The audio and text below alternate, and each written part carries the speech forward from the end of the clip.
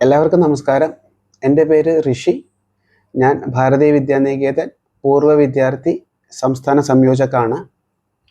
നമുക്ക് ജൂലൈ 1 തൊട്ടിട്ട് വിദ്യാഭാരതിയുടെ ഇക്കൊല്ലത്തെ പൂർവ്വ വിദ്യാർത്ഥി ബൾക്ക് രജിസ്ട്രേഷൻ ക്യാമ്പയിൻ ആരംഭിക്കുകയാണ്. അപ്പോൾ ഓരോ വിദ്യാലയങ്ങളും ഒരു എക്സൽ ഷീറ്റാണ് പൂരിപ്പിക്കേണ്ടത്. അത് എങ്ങനെയാണ് ചെയ്യേണ്ടത് എന്ന് നിങ്ങൾക്ക് പറഞ്ഞു തരാനാണ് ഈ ഒരു ചെറിയ വീഡിയോ. നിങ്ങൾക്ക് പൂരിപ്പിക്കേണ്ട എക്സൽ ഷീറ്റിൽ ഈ കാണുന്ന ഡാറ്റയൊക്കെയാണ് ഫില്ല് ചെയ്യേണ്ടത്. അത് നിങ്ങൾക്ക് നോക്കിയാൽ മനസ്സിലാവും. ഞാൻ അതിൽ റെഡ് കളറിൽ ടിക്ക് മാർക്ക് ഇട്ടതൊക്കെ മാൻഡേറ്ററി, നിർബന്ധമായിട്ടും ഫില്ല് ചെയ്യേണ്ട കാര്യങ്ങളാണ്. പിന്നെ ആ പച്ച കളറിൽ ടിക്ക് മാർക്ക് ഇട്ടത് യുണീക്ക് എന്ന് എഴുതിയിട്ടുണ്ട്. അതായത് ഒരേ ഫോൺ നമ്പറോ ഒരേ ഇമെയിൽ ഐ ഡിയോ രണ്ട് കുട്ടികൾക്ക് വരാൻ പാടില്ല. അങ്ങനെയാണെങ്കിൽ ഒരു കുട്ടിയുടെ ഡാറ്റ മാത്രമേ അതിൽ ഫീഡാവുള്ളൂ. അപ്പോൾ ഇതാണ് നിങ്ങൾ ഫില്ല് ചെയ്തിട്ട് ഞങ്ങൾക്ക് തരേണ്ടത്.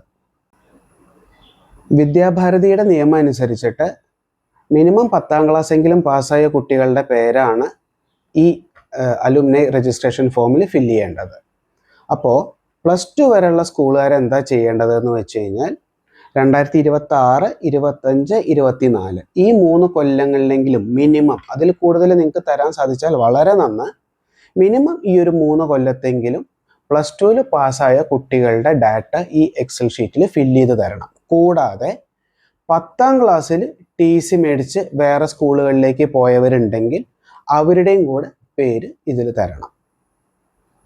ഇനി 10ാം ക്ലാസ് വരെയുള്ള സ്കൂളുകാരാണെന്നുണ്ടെങ്കിൽ ഇതേപോലെ 10ാം ക്ലാസ്സിൽ 26, 25, 24 ഈ 3 കൊല്ലങ്ങളിൽ 10ാം ക്ലാസ്സിൽ പോയവരുടെയും ഇതിനു മുമ്പ് ചിലപ്പോൾ ഒരു കൊല്ലം മുമ്പ് 9ാം ക്ലാസ്സിൽ പോയവരെ, അല്ലെങ്കിൽ 2 കൊല്ലം മുമ്പ് 9ാം ക്ലാസ്സിൽ പോയവരെ, അവരെന്തായാലും ഇപ്പോഴേക്കും 10ാം ക്ലാസ് പാസ്സായിട്ടുണ്ടാവുമല്ലോ. അങ്ങനെ 10ാം ക്ലാസ് പാസ്സായിട്ടുണ്ടാവും എന്ന് തോന്നുന്ന 10ാം ക്ലാസ്സിന് മുമ്പ് സ്കൂളിൽ നിന്ന് പോയ കുട്ടികളുടെയും കൂടെ പേര് കഴിവതും തരാൻ നോക്കുക. 10ാം ക്ലാസ് നമ്മുടെ സ്കൂളിൽ നിന്ന് തന്നെ വേണം പാസ്സാവുക എന്നുള്ളതിന് നിർബന്ധമൊന്നുമില്ല. ഇനി 7ാം ക്ലാസ് വരെയുള്ള സ്കൂളുകാരാണെന്നുണ്ടെങ്കിൽ അവർക്ക് 26-ൽ 7ാം ക്ലാസ് വരെയല്ലേ ആവണുള്ളൂ. അപ്പോൾ 23-ൽ പാസ്സായവർ, അതായത് 2023-ൽ നിങ്ങളുടെ സ്കൂളിൽ നിന്ന് 7ാം ക്ലാസ് കഴിഞ്ഞ് പിരിഞ്ഞു പോയ കുട്ടികൾ, അപ്പോൾ 23, 22, 21 ഈ 3 കൊല്ലങ്ങളിലെ കുട്ടികളുടെ ഡാറ്റ തരാൻ നോക്കുക. 4ാം ക്ലാസ് എന്നൊക്കെ പറയുമ്പോഴേക്കും കുറച്ചും കൂടെ ഒരു കൊല്ലങ്ങളുടെ ഒരു ഗ്യാപ്പ് വന്നു. മിനിമം 2020-ലെങ്കിലും പാസ്സായ കുട്ടികളുടെ വേണം തരാൻ. 4ാം ക്ലാസ് വരെയുള്ള സ്കൂളുകാർ പറ്റുകയാണെങ്കിൽ 20-ലത്തെ 19-ലൊക്കെ കുട്ടികൾ പാസ് ഔട്ടായി പോയവരുടെ ഡാറ്റ ഉണ്ടെങ്കിൽ അത് തരാൻ ശ്രമിക്കുക. വളരെയധികം സന്തോഷമാണ്. മാക്സിമം നിങ്ങളത് ശ്രമിക്കുക.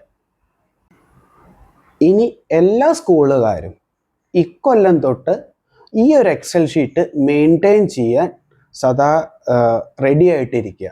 അതായത് ഇക്കൊല്ലം 7ാം ക്ലാസ്സിൽ പോയ കുട്ടികളുടെ ഡാറ്റ നമുക്ക് വേണ്ടി വരിക 29-ലാണ്. അതായത് 2006-ൽ 7ാം ക്ലാസ് പാസ്സായവരാവുമല്ലോ 2009-ൽ 10ാം ക്ലാസ് പാസ്സാവുക. അപ്പോൾ 2009-ൽ ഈ ഡാറ്റ തരാൻ 2026-ൽ തന്നെ ആ പേരും എല്ലാ കാര്യങ്ങളോട് എഴുതി വയ്ക്കുക. ചിലപ്പോൾ ഫോൺ നമ്പറിലൊക്കെ വ്യത്യാസം ഉണ്ടായി എന്ന് വരാം. അത് ആ സമയത്ത് അപ്ഡേറ്റ് ചെയ്തിട്ട് ഞങ്ങൾക്ക് തരിക. അതെന്തായാലും ഈ കൊല്ലം തൊട്ട് എല്ലാ സ്കൂളുകാരും അങ്ങനെ ഒരു എക്സൽ ഷീറ്റ് അത് ഉണ്ടാക്കി നിങ്ങളുടെ കയ്യിലെടുത്ത് വെക്കുന്നത് അതൊരു ഒരു റുട്ടീനാക്കി മാറ്റുക. ഇതാണ് നിങ്ങളോട് ഈ എക്സൽ ഷീറ്റിൻ്റെ ഡാറ്റയുടെ ഫില്ലിങ്ങിനെ കുറിച്ച് പറയാനുള്ളത്.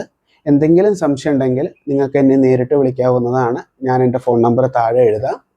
അതുപോലെ എക്സൽ ഷീറ്റ് ഫില്ല് ചെയ്ത് കഴിഞ്ഞാൽ നിങ്ങളുടെ ജില്ലയുടെ പൂർവ്വ വിദ്യാർത്ഥി സംയോജകന് അയച്ചു കൊടുത്താൽ മതി.